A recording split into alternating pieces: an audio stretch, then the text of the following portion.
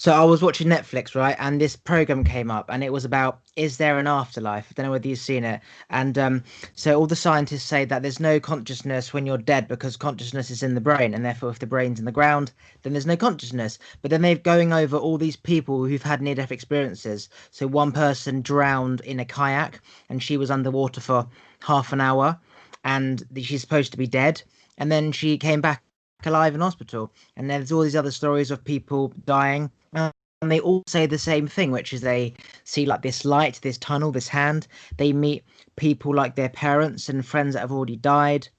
And when you think about it like that, there's obviously a pattern going on. So either that is truly heaven, or just like a film, if you go up and see Princess Jasmine and Prince Charming fall in love and find a little house in Mexico and live happily ever after, then you're naturally going to want the same thing. So if you've been told since day one that God's in the sky and when you die you go to heaven, which is up there, and whoever's died is going to be in heaven, then you're going to be unconsciously expecting to see friends and family, God pulling you up because that's what you've believed is there. So is it that heaven is that and that's what everyone's seeing, or are we simply tuning in to what we think is going to happen, but then when we don't die we have the ability to retell that story which you wouldn't have ever had chance to do? And when they say that the brain, when the heart stops and the brain doesn't have any oxygen, well, memories are just neurons firing up. The brain's still going to be firing up for at least, 15, 20 minutes after there's no blood because it's the muscle. It's going to twitch and spasm. It's not just going to suddenly, as soon as the heart stops and the brain's dead and that's it. So you're tuning into neurons firing up and memories stored in the brain that if you end up not dying, it's just like napping on the couch for 20 minutes and you have all these dreams and then you wake up and you think, fuck, I was listening to the TV, dreaming about what they were saying. You know what I mean? You dream what they're saying. So you're watching a shooting film, and in your dream you're hearing bang, bang, bang, and you wake up, and it's because the TV has got shooting in it. So that's what I think happens. What do you reckon? All right. Well, few things.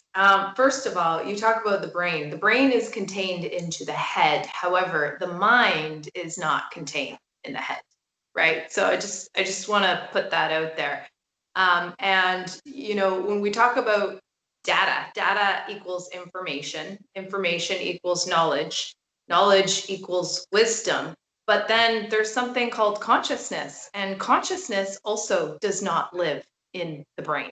So I just wanted to clarify that, right? Because the brain lives in the head, and the mind and consciousness is not contained inside the head, that it is around and it is in the ethers, and it's energy. And energy doesn't go anywhere, it just merely transforms. So we hear a lot of things from a lot of people, right? And of course, Netflix is only going to put on Netflix what they deem um, relevant or appropriate for the masses to see. So and people are like, oh yeah, Netflix is awesome. And it's just like, who the heck owns Netflix anyways? And, what's their agenda? Right? Because they're only allowing certain information to get out there. And the information that's out there is powerless. There is so many disenchanting and disempowering thoughts that are even being educated out there on like mass scales that take the human power away. So the fact that they're saying once we die, that's it, that's like a really disempowering notion that we can believe something that's been said to us and it's outside of ourselves, or we can close our eyes and tap into the consciousness, right? Because again, consciousness is inside, it's all around that level of energy, and figure it out ourselves instead of constantly looking outside of ourselves for answers. It's like all of the answers are better found within than they are without. We have the answers. We can access the answers. Like my life matters, your life matters. Every single person here has a purpose indeed. And that right there is heaven on earth. It's like, forget about the afterlife. What about right here, right now? Because we're projecting future. We're stuck in the past. We're not here in the present. And can we create heaven on earth? And that's what the heart is all about, right? Heart, HEA, heaven, EERT, earth. So the heart molds heaven and earth Hang on, hang on, hang together on, hang on, hang here. on. Hang on. I've never heard that. Let me just see it. Heaven. Heaven, earth, heart. So the earth is the HEARTHEN, for example. Heaven. Even though heaven's with a V, I get it. It's the sounds, not the actual letters. So heaven, THERM. Never heard that. Where did you see that? Or obviously that's how language is. It just forms some sounds, but I've never heard that ever. Where did you hear Yeah, that? etymology is really flipping cool, right? When we look at the root of words and we break words down, like, for example, government, right? Ment means mind, and govern means to control, right? So government.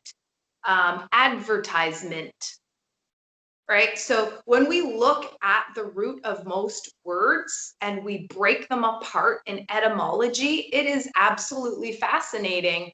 And it's a real thing that they don't want people knowing about, again, because it's empowering. And when we're empowered, we don't listen to commercials that keep us consuming and comparing ourselves to fake people with fake body parts, selling fake ideas to create, a fake level of happiness and illusion. Mm. When I was 21, right, and I had my awakening, I did all this. I was studying numbers, and I realized that, they all go, for example, everything happens in threes, right? And so it's 3, 6, 9, and it all goes back to three, then to one. And no matter what mathematical equation you do, it always goes back to say the three and the one or whatever. And then I looked at language, and you break down all this like meanings and sounds, and you realize, wow, this came from that. So it's Latin, right? Let's say it comes from Latin. You break down all the words and you put them all together, and it's just evolved from that last word. But if you go back to before it had evolved, you have, like you said, the heart, the heaven, and it's this the same sounds, and it's amazing. And it all goes back to just a few sounds. I used to call it caveman I'm hungry noise. So one caveman goes it means I'm hungry, let's go eat. And then that sound of is like hungry, like hungry, um and even, for example, like swear words, I've always tried to understand what the fuck is a swear word? Who says that's a swear word? What is a swear word? Why is fuck different to fart or shit different to shit? And it's like, what makes that a swear word? And it's the meaning behind it. So at some Correct. point, somewhere along the line, fuck was associated with a bad meaning. And this is on Netflix, by the way, another thing about swear words, where they came from. And I saw a quick like a trailer of how fuck it became fuck you, and then fuck that, and then it all just merges from like the same thing. But it all comes down to like from sounds and feeling, like anger. If you measure the vibration of fuck, like if you measure the vibration of, say, love and classical music, it all is in harmonious. The vibrations, they're all pure. Like if you say to a plant fuck you, it's gonna die. If you give a plant love, it's gonna survive, right? You know what I mean? Yeah. Well, here's this. It's the energy behind, because Yeah. energy speaks louder than words, and 90% of communication is nonverbal anyways, right? So we talk about body language and tonation and all these other things, but it's the energy that you're putting behind it. So, for example, and I like the word fuck every once in a while for emphasis value, just to create impact in what you're saying. And also, what is equally as impactful as all of these noises called words and sounds, right, is silence. Did you know silence is all sounds put together simultaneously at once? I'll explain what you mean. Think about this. Silence is all sounds in one simultaneously. No different than color and color theory. When you look at a rainbow and you see however many colors are in that spectrum, well, what's black and what's white? It's the same thing in sound. right? And all of it, going back, is energy and frequency. So every single word carries an energy. For example, a word that has a low vibration would be but. You know, I like you, but you really piss me off when you do this. So the word but has a very low vibration. And whenever you use it, whatever you put after is negated. And it's just in human psychology. And I don't know how it works. I just know that you can measure words and their energy. There's special machines to do this. And when most people speak, they are speaking with these words that are a low vibration and also with an energy behind those words. I'll give you another example. I work with a lot of women in nutrition and mentoring, and just women basically need to take their power back. So I mentor a lot of women. I host programs. One of them is called Be Your Own Best Friend, and it's launching in a week. And I listen to the way they speak and I say, okay, let's set some goals. So what's your major health goal? And a woman will say, well, I don't want to be overweight.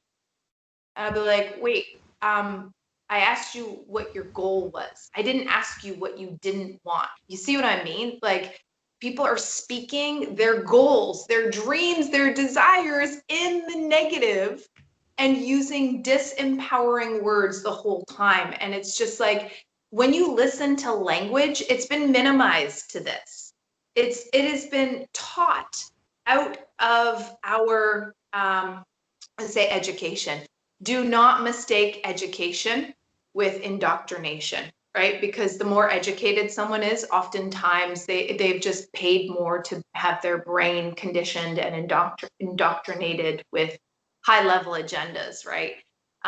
But we have lost the ability to use language properly because words are this extensions of our thoughts. Right. And so when you listen to what people are speaking and saying, it gives a clear indication their level of consciousness. Again, consciousness is not contained into their brain, but it shows me exactly where they're at. And that's typically their starting point. So then I'm like, okay, I know right then and there, they're a genius at thinking negative. What do I mean by that? They don't have to try. It happens automatically. It's the pattern in the brain when we talk about plasticity, that they have lived that way for so long, they're not even aware that they're speaking in the negative with low vibration words and then predicting the outcome, because thoughts are things and words create worlds. When I play my Alexa, I like the song and I say, Alexa, turn it up, right? And then when that song changes and it's another song, I find myself drained by that tune. So the one before made me feel really good and I liked it. It changes to another song, completely different vibrations, and all of a sudden I'm like, fucking hell, turn that down. And then I turn Yeah. it off and it's like, wow, peace, silence. So the difference of just like sounds and words is phenomenal, because it is literally like being on a vibration of 10 and then suddenly go into 7, and just by the change of songs it really fucks up your energy. And I know people who say were angry and depressed. I used to work in a kitchen, right? And the persons in there were just angry, hated life, hated their job, they were depressed. It was heavy metal, just like rah, rah. And I was like, oh my fucking god, I need to get out of here, right? I literally just shoved the plates on the side. I couldn't cope. The energy of him, because it was stimulating his negative energy. He was bad enough, but then the music, it was like walking into death, right? It was awful. And then obviously when I learned all this stuff about music, you look at the lyrics of say rap songs and all this stuff, it's about killing and murder and I'm gonna beat this guy. And it's just like, and I see so many people, young people, rapping this, listening to it in their cars, and they're just in that motion, and then they're doing the actions of like shanking and knives. And it's like, oh my god. And then you think about Xbox games and PlayStation games, shooting, young people shooting, and this anger they get when they can't kill that person, or someone on the headsets calling him a twat, and the anger, and he wants to kill all these people, he throws a grenade in. And I'm like, Jesus, like, this is crazy. Like, you want people to not kill and shit like that. I mean, you're letting people this young have access to this. You're filling their mind with violence, and it is crazy. It's like Yeah, same as smoking. Like smoking's a massive tax industry, so you can't really stop it. And you know, if you don't stop it, there's even more humans to cope with, which is bad. So it's like, okay, well, human population, kill some of them off, and it's just like this. No matter what you do, it's it's it's right and it's wrong. Because you need the bad and you need the good. Like you need fires to wipe out dead trees, so then the new ones are born. You need the coronavirus to wipe out the weak human beings so humans can live in a stable civilization. But then you don't want people to die, and it's just like it's crazy. So the answer is just go in. But when you think The about answer, the Xbox shit, it's and crazy. the answer is also observe and do not absorb.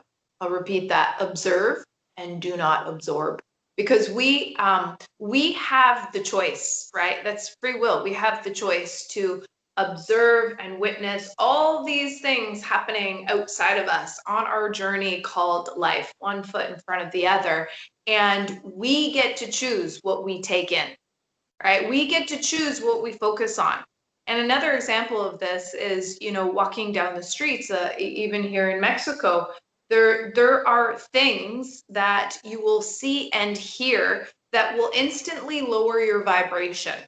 And there are also things that you will see and hear that will instantly lift your spirits and raise your vibration. And you get to choose what you focus on. And so I say this oftentimes to my ladies, like, are you addicted to drama? Like, for real though, because it seems to me like you're repeating the same thing just with reconfigured words. And it's just like, that is an addiction. You're addicted to drama because you're focusing on that in your life. That means you're missing all the other opportunities to see the uplifting and the instant vibe lifting situations unfolding in front of your eyes. You can't see it. And there's another thing called cognitive dissonance, which is really, it's real, right?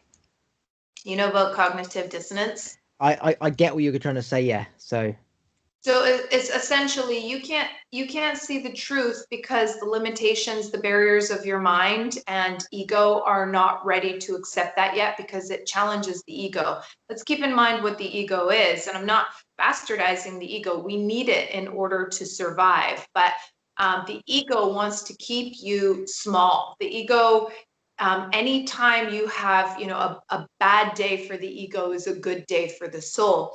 And when you really connect with your soul, parts of your ego die just a little bit. And when you get really still and you sit in stillness, I call that the state of grace. That's another threat to the ego, because then you have all of a sudden this opportunity to connect with all of the things that you have suppressed in this temple, this body, right? This meat skeleton suit that you're wearing, keeping in mind we're spirits having a human experience. And in this human experience, we hold on to things. We take things in. We hold grudges. We constipate our minds with bullshit. We play video games with people killing each other, right? So where does that go? It doesn't, it goes somewhere in the body, and we store negative emotions in the tissues, fluids, organ systems of our bodies. And so when you get still and you sit in that state of grace, you get to see all of the things that you're living with on a day-to-day basis, and it comes up.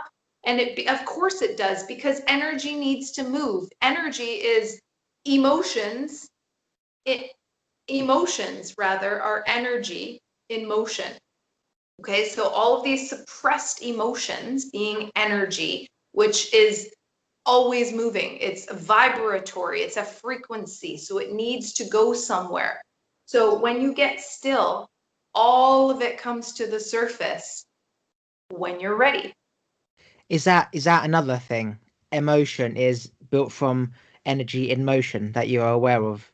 Correct. That's amazing. Because what came to my mind when you said that is if you get a banana tree, okay, and you planted a carrot seed in the banana attached to the tree, or any seed for that matter, an olive tree, an avocado tree, that avocado tree will grow out of the banana connected to the tree. Yeah. If you look at a say a cow, right, or a donkey that's just been living hang on, that's been living really rough, right? He might have some like fungus growing on his back, right? And then things will just grow, like parasites will grow from it. So that tree, that cow's back, and our organs are made from the same thing. Let's just call it life, yeah? So life can grow on life. So, a parasite goes on a fly goes into our head, and it takes over our brain. That we're all life. And people don't know that everything is being absorbed in us and growing. So the energy is stored in us. It's just multiplying in more of that negative energy. The same as if you say have drugs, have sex, go on a roller coaster, that serotonin boost in the head, whatever. That's a feeling. Your body wants more of that. As you said, people are addicted to drama. They're used to their body being tense and angry. And then that release of when they explode to their friends, that neutralizes them, but then they go back into that pattern again. It is like a volcano that you've poured out with water, but it's still boiling underneath. So the top's cooled off. It's almost like when you have a log fire and you sort of pour the watering can on top and it comes back alight. It's like, well, how did that happen? Because there's so much energy underneath it that really isn't going to do shit, just pouring out water on the top. And Yeah. and so their body is used to that going back into that negative vibration. Um, and it is hard to get out. It is because it is a drug. Like negative energy is a drug, like positive energy. If you have too much of it, your body's like, well, this is my normal default state of vibration. I need this. Something's wrong. I don't feel like this anymore. No one's attacking me, so I'm gonna find somebody to piss off, so then I can attack them, and then they attack me, and they go back into that cycle of drama. And yeah, it's Yeah, great. it totally is a cycle, and I can explain it on a chemical level, right? Because first, we're electrical as human beings. All living things, as a matter of fact, are electrical, chemical, and magnetic. And so you think a thought, that is an electrical impulse in the brain, okay? And so neurons that fire are electrical, and neurons that fire together wire together, and that basically is a memory. So you think a thought, neuron fires. You think a thought enough times that neurons actually connect. This is what you call a memory. For example, when you're a kid and you're crawling around and you crawl into the wall and you hit the wall and you're like, oof, that hurt. And you do it again and you do it again, however many times it takes for those neurons to actually fire together. Now, for the rest of your life, you know what a fucking wall is, and you're never going to walk into a wall again. So that's an example of a neural connection called a dendrite in the brain. But that is what we are at an electrical level. So number one, when we think a thought, it creates, so thoughts are the language of the mind, and feelings are the language of the body. Okay, thoughts are the language of the mind, feelings are the language of the body. So let me further this. For every thought, there is an equal corresponding feeling of the body. So when you think a thought, an electrical impulse happens, then it creates a chemical cascade through the spinal cord, right down the spine, the vagus nerve carries these. Now we'll call those hormones, chemical messengers, otherwise known as neurotransmitters, whether it's dopamine, serotonin, oxytocin, or adrenaline or cortisol, right? So now we're working with the endocrinology of the body. These chemicals have to make their way into every single cell. Well, what's going on at the cell level? The cells are like perfect symmetrical little cells. And how do the chemicals get into the cells? Right? Well, they have little receptor sites. It's like a lock and a key. Every single chemical has a specific key sequence to get into the cell in order to signal intracellular, right? Because there's extra and intracellular. So these chemicals need to get into the cells by turning the key to get through the lock into the cell. And it's very, very specific. Like enzymes are specific. Protein needs a protein enzyme. Fat needs a fat enzyme. Well, if you are dopamine trying to get into the cell, then you better have specific dopamine receptors at the cell level. And if you don't have dopamine receptors, then it's not uptaken. Okay. So here's this. The more stressful thoughts you think, the more adrenaline and cortisol receptor sites you are training your cells to have at a cell level. The more pleasant thoughts, the more thoughts that you have that actually create feel-good cascades of these chemicals at a cell level, you're training the cells to have more dopamine and serotonin receptor sites, right? So it's kind of like whatever your receptor sites are programmed at a cell level is what you're addicted to, because you've been training your cells to develop receptor sites, and whatever the cells are hungry for, because those are the receptor sites that are built into the cell membrane. The cell membrane is the brain of the cell because it lets things in from extracellular to intracellular, and that is where magnetism comes in. We're electrical, we're chemical, and then we're magnetic. So you and me, we're both magnets. But And translate the chemical to the magnet thing. All right, well, at a cellular level, once again, every single cell has a valence, and so a valence circles around the cell, right? And we learned about this when we studied atoms, right? Every single molecule, every single atom has an electron, which is negative, a proton, which is positive, and a neutron, which is neutral. Okay, so the proton has a positive charge, and it needs to be paired with its negative brother. They go hand in hand, and then you've got the neutron. So, and I can talk about this in free radicals, right? Free radicals are cells that have lost their electrical charge. So they're positively charged. So positive is actually not a good thing when it is creating static in the body, because then that cell is unbalanced. It's lost its homeostasis, its alignment, its balance, right? So what does it do? It goes around to all of the other cells in its vicinity, and it tries to steal other cells' electrical charge. In doing so, absolutely wreaking havoc, because that electrical charge cannot be transferred from one cell to another. That in the process of stealing that electrical charge, it doesn't transfer properly. It gets pulled from one cell, and then the other cell can't properly uptake it. So then it becomes inert, and now you don't have one free radical. Now you have two free radicals doing the same thing. So one free radical turns into two, two turns into four, four turns into 16. Are you following? And that's what free radical damage does. And so that's the electrical part. And when you take off your shoes and socks and go plug into Mother Earth, the Earth donates free flowing electrons without a doubt every single time. That is your true mother. We are all children of the earth. Stand for what you stand on, because the earth provides everything that we need. Mother Earth, Father Son, greatest love affair, best love story of all time, never told. So to translate that in a simple form is when you hang around a farm full of shit, you come back smelling of shit. And when you hang around a woodlands full of flowers, you're going to come back smelling of pollen and flowers.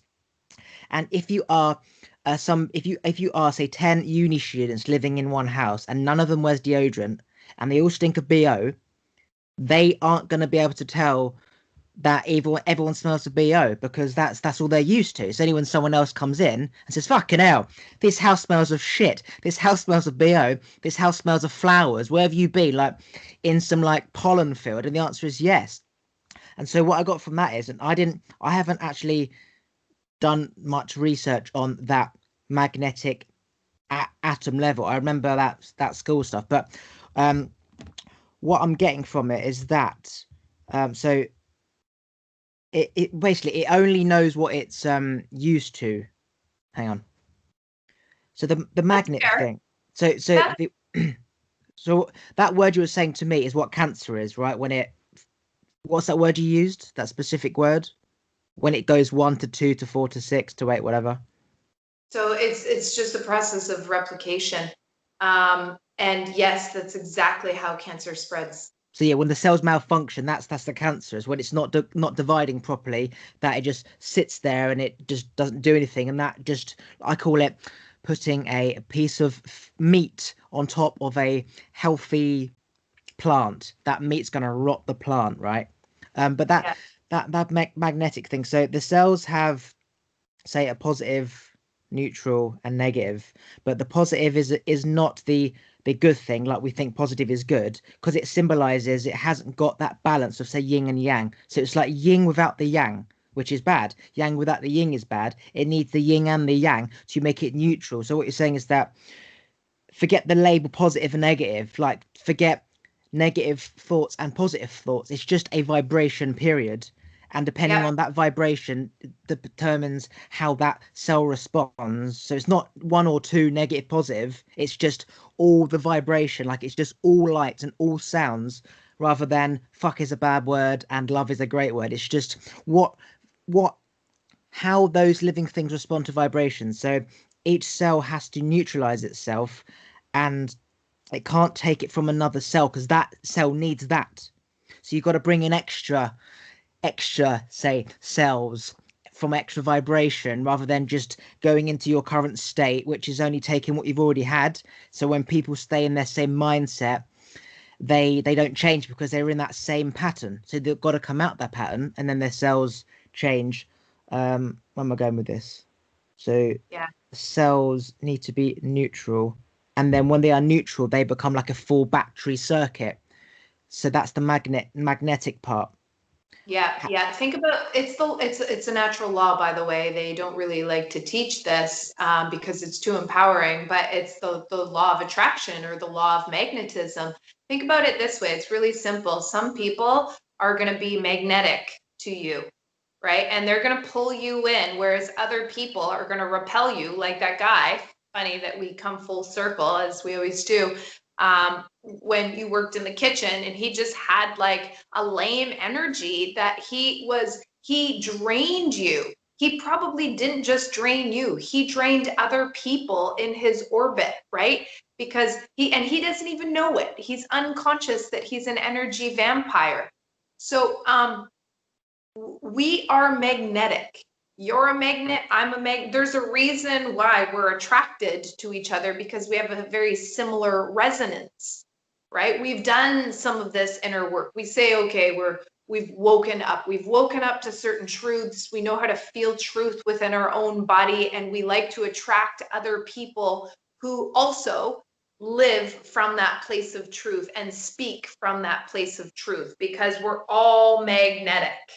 And so some people are going to attract you and some people are going to repel you, and that's okay.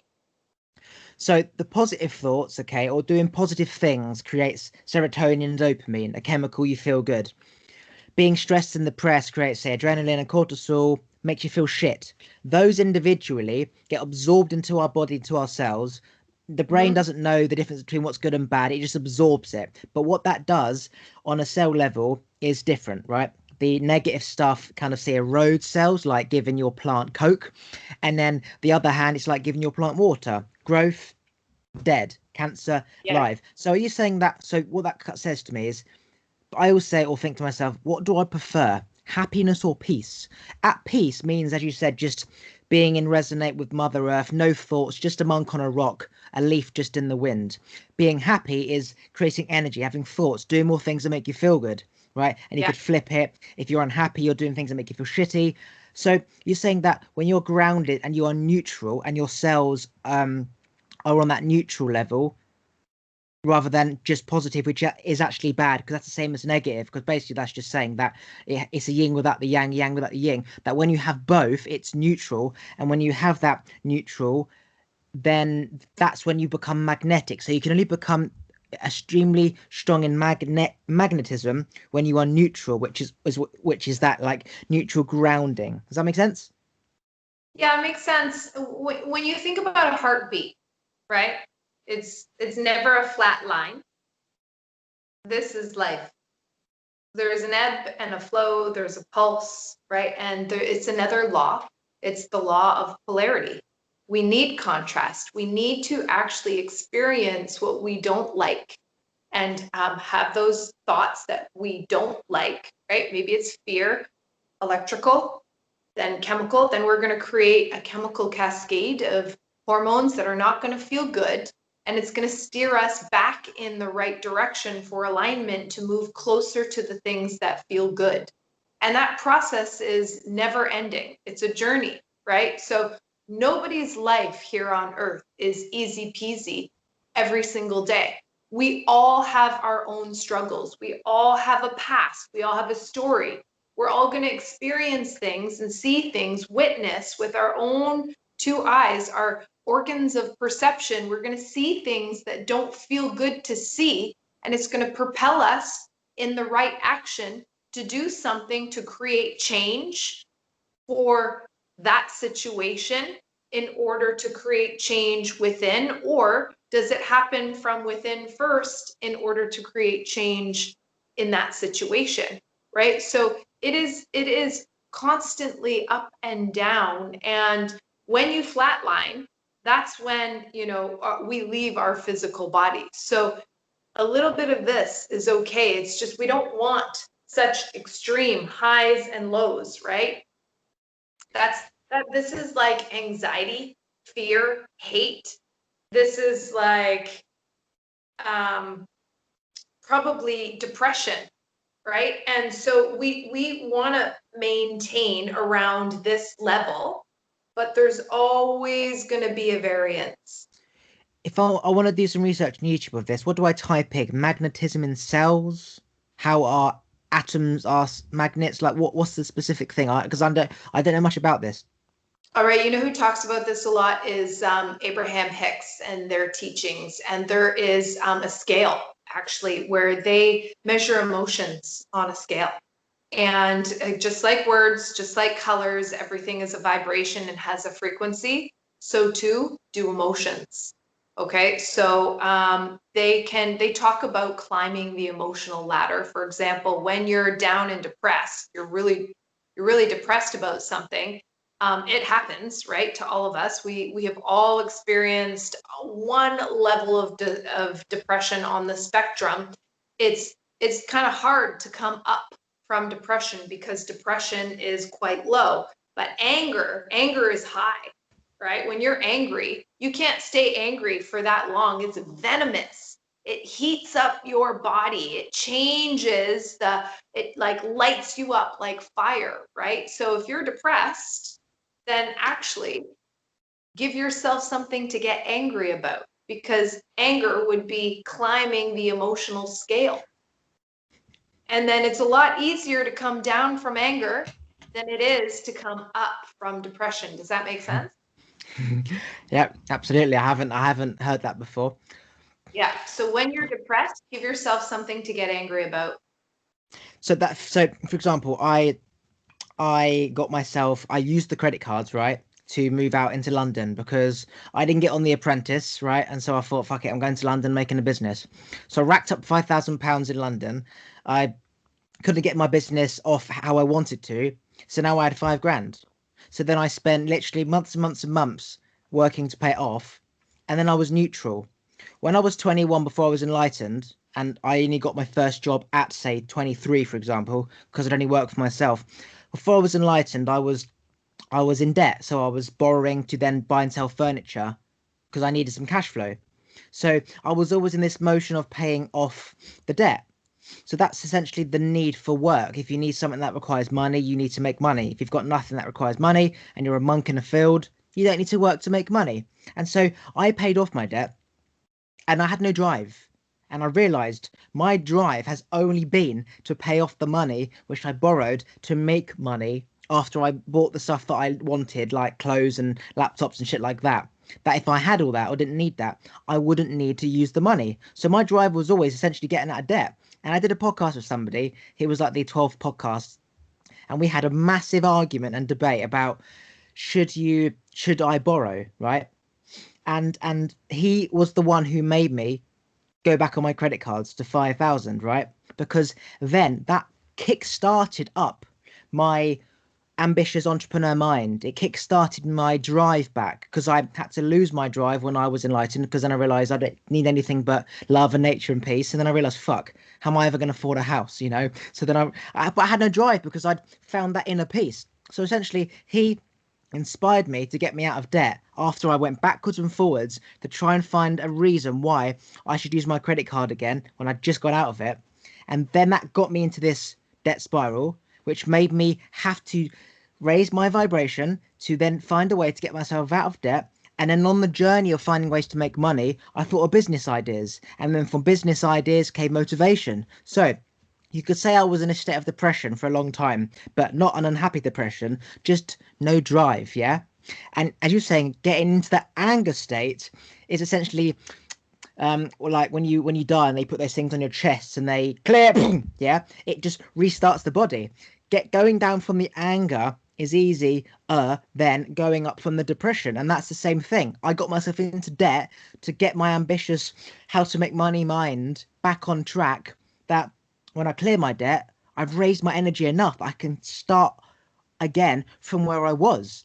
And that's just what came to my mind when you said about get yourself angry when you're depressed, because that's like, well, you fucking crazy. Why would you do that? Make matters worse? No, because then you understand the chemical side, the magnetic side, the energy side, and it's genius. Yeah. Yeah. Money is just energy too, right? So it's a currency.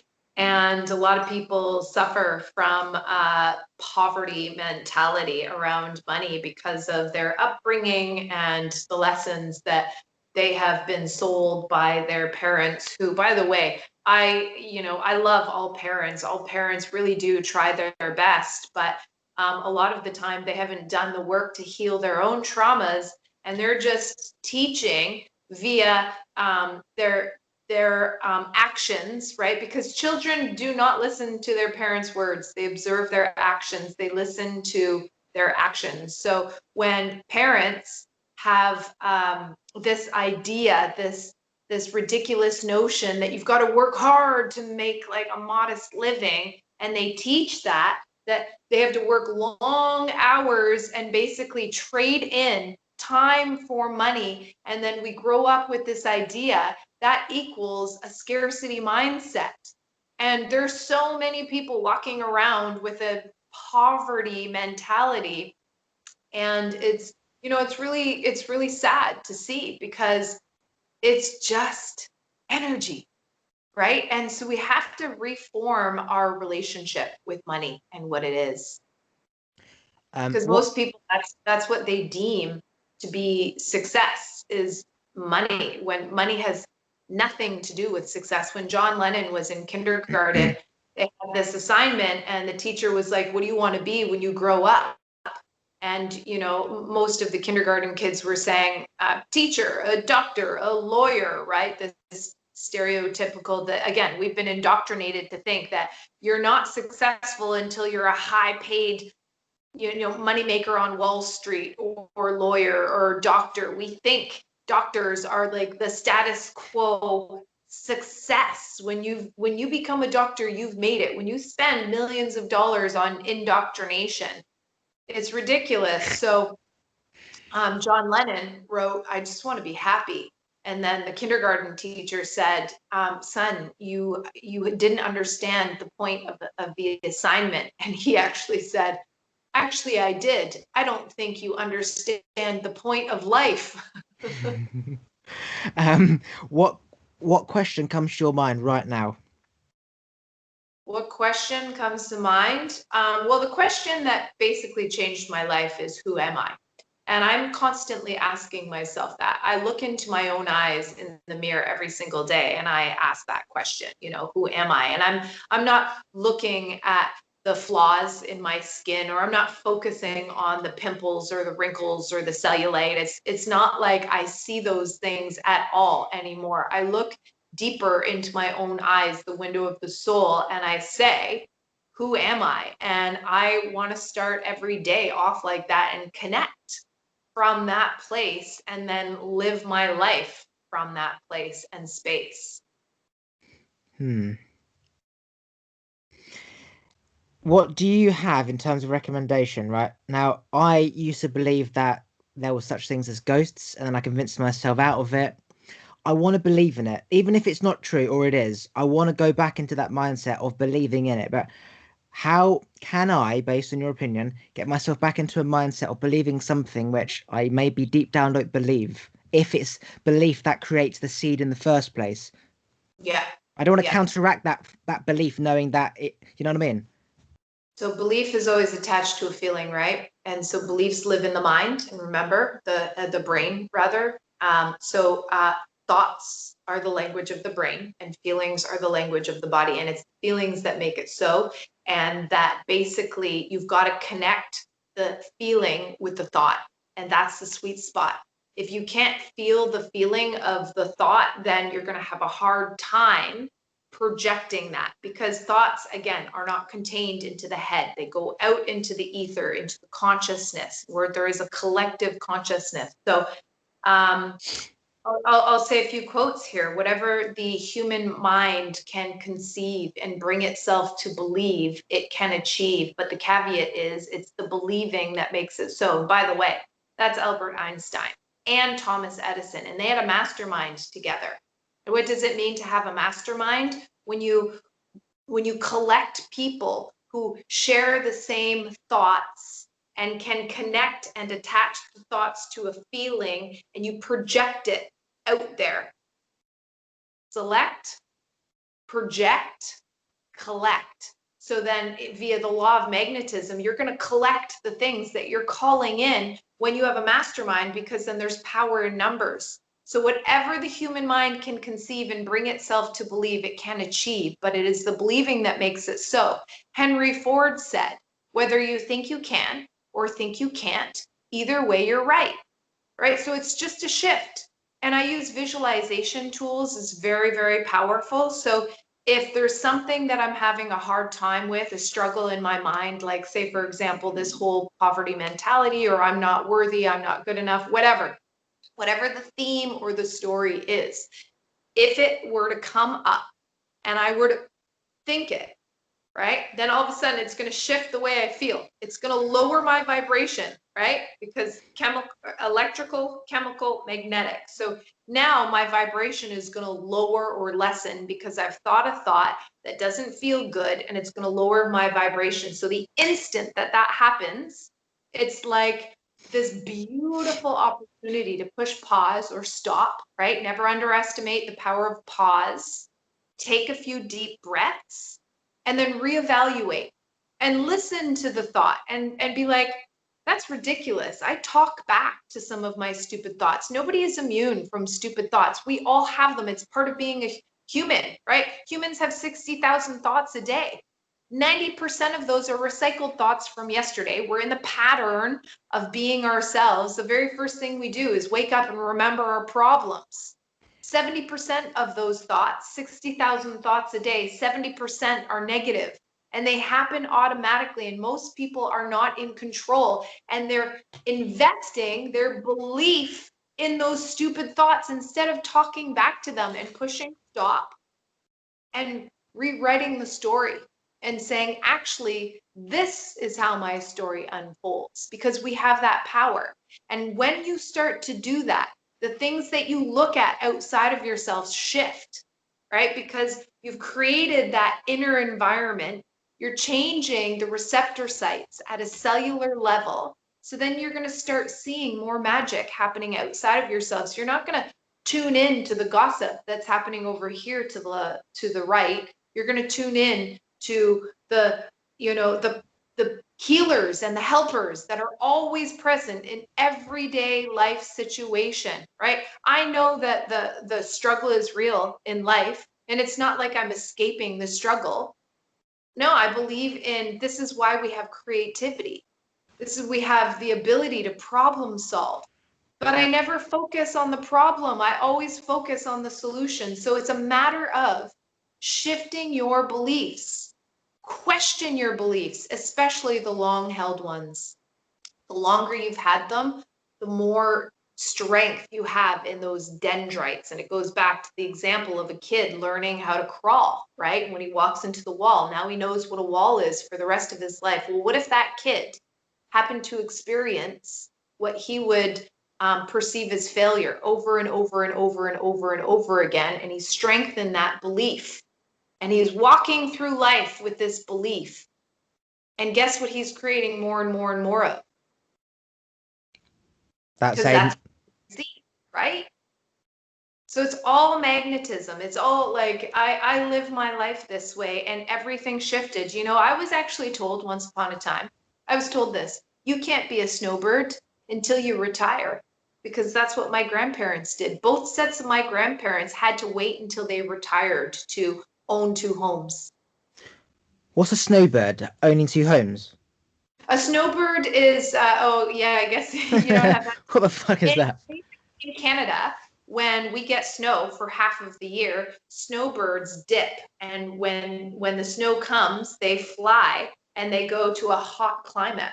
And Right. now I'm a snowbird, and I didn't need to wait until I was retired. Someone said, you've got to wait until you retire. And I had that belief for many years that I had to work really hard, blood, sweat, tears, you know, get stuck in a dead end job that I hated in order to create the life that I wanted, because that's what my ancestors did and struggled doing.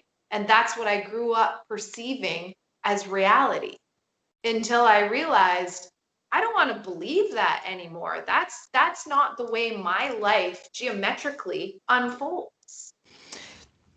Um, so you know how you're saying that you spend the summer in, say, Canada, and then when it gets cold, you go to Mexico.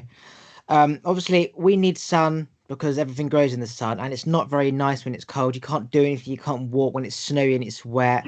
It's just we're not supposed to be in cold. But for a human life, for me, as you said, I need a balance to appreciate it. And when it's hot, I'm like, for fuck's sake, I can't stand this. And then when it's cold, I want the sun. So you always want the opposite when you don't have it, and then when you have it, you want the opposite. But just from that experience of when you go to Mexico when it's cold, essentially you never are going to have to experience cold again. Now, is that good or bad? Well, in the moment when the cold is there, you could say, fucking hell, it's so cold, can't do anything. And then when you're in Mexico, you're like, this is much better, right? I'm going out, I'm drinking in the evening, everything's amazing.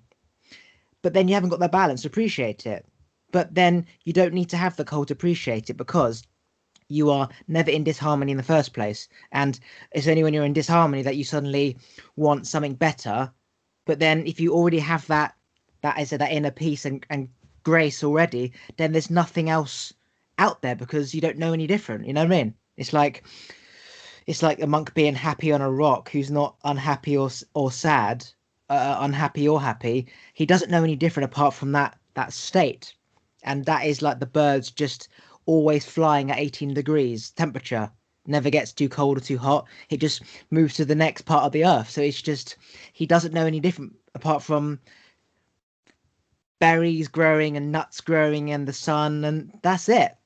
So maybe that is a man-made thing, cold and hot. Because if we didn't have houses and electricity and heating, we'd be just like the animals. We would just always be on the constant move to be in a kind of a nice temperature of 18 degrees. So maybe that's simply a man-made thing, hot and cold. You know what I mean? Because nothing lives in the cold. It's only because we've got a house that we can live in the cold. But nothing really is supposed to see the cold because they've all fucked off to Mexico when it gets cold, right? I don't know about that. I know of some extremophiles that live in the cold on a bacterial level, right? So there's 5 kingdoms of life, and a lot of the kingdoms can survive in the cold.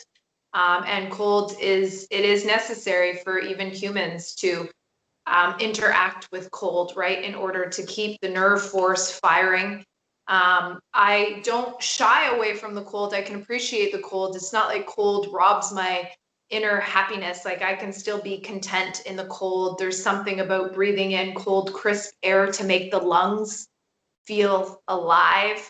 And we're constantly interacting with that. So we do need the balance, although I believe that balance is not something we find, it's something that we create, and balance is a state of mind, right? So I it's not like I need to run away from Canada when the cold comes. It's just, I choose not to chip ice and snow off of my car every single day for a full 6 months. Like I'll do it for a little bit, but then it gets tiring for me and it lowers my vibration. It lessens my mood. So when I come here and charge in the seminal forces of the sun and I connect with deep parts of my soul that come alive in a different culture with different foods and people who are innately really connected to spirit here, that it makes me happy because I get to learn from a different spectrum than I have access to in Canada. And yeah, it almost feels like I have had past lives here before. So yeah, the superfoods that grow here like really make me happy. Cacao, we have cacao like right outside. I can reach out and grab a pod. Talk about chia, one of the indigenous foods of the Aztecs and the Mayans, and it's like this small little seed. You know, the things that grow here are completely different because they require a subtropical temperature growing wise and a different level of microbacteria and flora in the soil. So I believe that coming here for me lights up different aspects of my mind, body, and spirit. And I have access to some of these superfoods like straight off the tree that you simply can't get in Canada. Yeah, what comes to mind when you say that is let's just say you live next door to a supermarket. You don't take it for granted, right? Because you understand that you're very lucky, right? You're not thinking all the time, I'm so grateful. But let's just say, for example, you moved away for work reasons for a month and the supermarket now becomes 20 minutes drive. You can then think, wow, I wish I had the supermarket close to me. I really appreciate it. So being in the cold in Canada, it's not that you're not grateful being in Canada. It's that when you move away, then you have the comparison, and you could be like, "Wow, I'm so grateful the fact that I can move to Mexico, even though you're quite happy and content in Canada." Same as I know that I have the shopping market next to me. I'm grateful, but when I move away and I have to drive 20 minutes, it then makes me more grateful. But it's not you're not grateful when you don't have it. Does that make sense? It's Yeah, just it's an additional choice. I'd prefer to live in the heat all the time just because you can do so much more. But I'm in the cold now. I'm grateful for the summer and I'm looking forward to it. But it's only when you're there can you have that alternative mindset because you know what I'm trying to say. yeah, totally. There is a tribe here called the Huicholis, and the Huicholi people actually they do this art.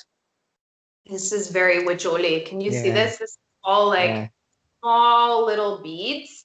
Anyways, the Huicholis, a lot of them, they completely live off the land, and many Huicholi families don't have a TV and or cell phones. So these people have no idea that they're supposed to live in fear right now, that there's this, virus, this elusive, invisible virus floating around. And so, all that to say, there's way less fear here in Mexico than I've seen in Canada and other parts of the world. People are less programmed by the news and they just live off the land with open hearts. And they have not nearly been indoctrinated and infiltrated with, that mainstream media, constant pulsing fear into the minds of people like bacteria. They seem like my type of people. Let's end it here so we've got more to talk about next time. Anything you want to promote before we? I would just say connect with me on Instagram. I have a page where I basically empower and inspire women every single day. It is called Goddessa, Goddessa Gifts, Goddessa Gifts. And you can find me on Instagram there. I'm also hosting different programs. I typically run quarterly, where I work with women and help women reconnect to their own bodies And I'm creating a big tribe of sisters that basically support one another. And that's what it's all about, reconnecting to themselves, their body, their hearts, their truth, their wisdom, and really loving themselves, because the time is now to love themselves. So yeah, you can check out Be Your Own Best Friend at goddessabeauty.com, or check me out on Instagram, Goddessa Gifts. Right, wait there. I'm just going to press stop.